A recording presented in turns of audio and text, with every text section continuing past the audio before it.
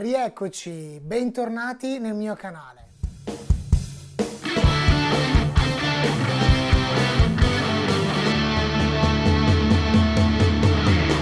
Prima di iniziare però vi ricordo di iscrivervi al canale, anche perché ogni venerdì alle 7 del mattino esce sempre un nuovo video. Inoltre mi trovate su Facebook e anche su Instagram. Veniamo a noi. Questo venerdì vi ho portato un pedale che sicuramente avete già sentito nei dischi dei Nirvana.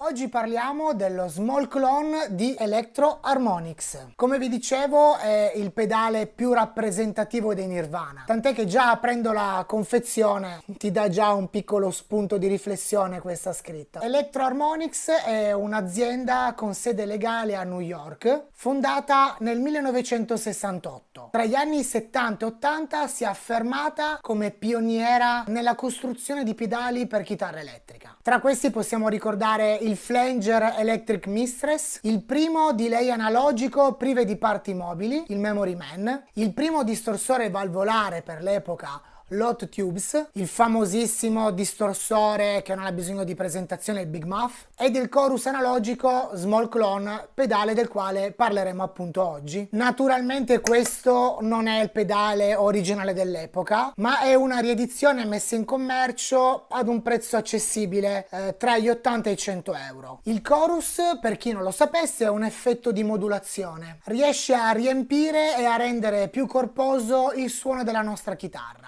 Semplici modifiche ci permettono di ottenere delle armonie piuttosto interessanti e melodiose. Gli effetti di modulazione sono quegli effetti che operano una modifica sul segnale variabile del tempo attraverso delle sorgenti di modulazione tipo LFO, Low Frequency Oscillator. Il chorus nasce appunto per simulare un segnale ripetuto una o più volte proprio come un vero coro. Questo effetto di modulazione negli anni 80 è stato usato, anzi abusato, da tutte le band dell'epoca su qualsiasi tipo di strumento elettrico, qualsiasi. Ma negli anni 90 ha vissuto un vero e proprio rinascimento grazie a un artista che a me piace in maniera particolare, anzi purtroppo piaceva, Kurt Cobain, leader dei Nirvana, che riesce di nuovo a renderlo popolare. I controlli sono semplicissimi e ci permettono di ottenere i migliori suoni analogici vintage in commercio, soprattutto con una spesa irrisoria. Per questo motivo lo ritengo uno dei migliori. Ok, andiamo a vedere il prodotto nel dettaglio. Anche in questo caso abbiamo un pedale piuttosto robusto, completamente in alluminio, bello massiccio, mi piace.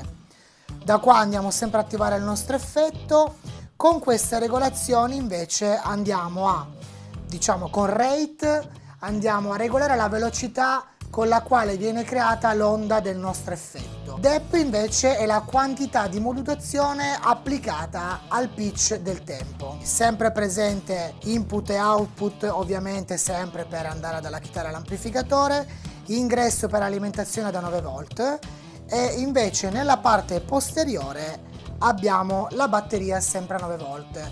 Ragazzi, vi sottolineiamo una cosa importante: Electro Harmonix dà già una batteria da 9 volt compresa, è già all'interno.